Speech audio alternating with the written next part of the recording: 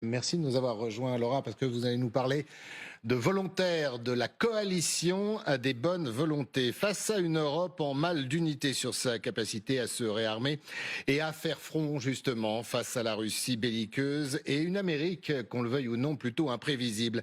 Il est urgent de trouver des pays de bonne volonté. Alors à peine le sommet de Bruxelles terminé, un autre sera organisé. Ce sera jeudi prochain à Paris, mais cette fois avec des pays qui ont décidé, contrairement à certains de nos partenaires européens, de marcher d'un même pas, que ce soit pour assurer notre défense, mais également venir en aide à l'Ukraine et prendre part aux négociations de paix. On va écouter le président Emmanuel Macron. Nous tiendrons jeudi prochain un sommet de la coalition des volontaires, jeudi prochain à Paris, en présence du président Zelensky, et nous finaliserons nos travaux de soutien à court terme de l'armée ukrainienne, de défense d'un modèle d'armée ukrainienne durable et soutenable pour prévenir des invasions russes, et puis des garanties de sécurité que peuvent apporter les armées européennes. Mais l'objectif pour moi jeudi, c'est d'abord que il y a un engagement réitéré et explicite et peut-être un peu spécifié sur les soutiens de court terme à l'Ukraine, qui est la priorité et qui est militaire, mais qui est en fait ce qu'on a renversé ces 10 derniers jours. Laura, qui est volontaire pour participer à cette coalition?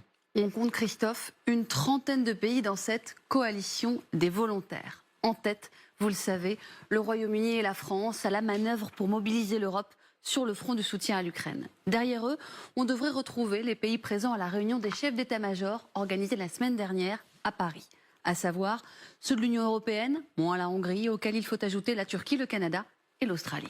Volontaire, c'est bien, mais volontaire, pourquoi faire, Laura? Première option, l'envoi de troupes sur le sol ukrainien dans le cadre d'un éventuel accord de paix. Ces troupes auraient un nom, la Force multinationale ukrainienne. Elle pourrait comporter entre 10 et 20 000 hommes. La France et le Royaume-Uni sont les pays qui y contribueraient le plus. Selon la presse britannique, le QG militaire de Northwood, près de Londres, aurait déjà reçu des directives pour préparer des hommes et du matériel.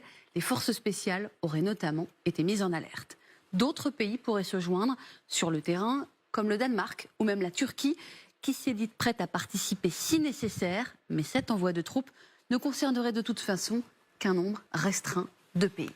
Alors, volontaire, bien évidemment, peut-être pour mettre des troupes au sol, mais volontaire également pour faire autre chose. Les Britanniques, par exemple, seraient aussi volontaires pour aider l'Ukraine à assurer sa défense aérienne et maritime. Écoutez le Premier ministre, Keir Starmer, c'était hier, lors de la réunion des chefs militaires alliés qui s'est tenue au QG de Northwood. C'est exactement ce que nous examinons aujourd'hui en termes de plan et d'opération.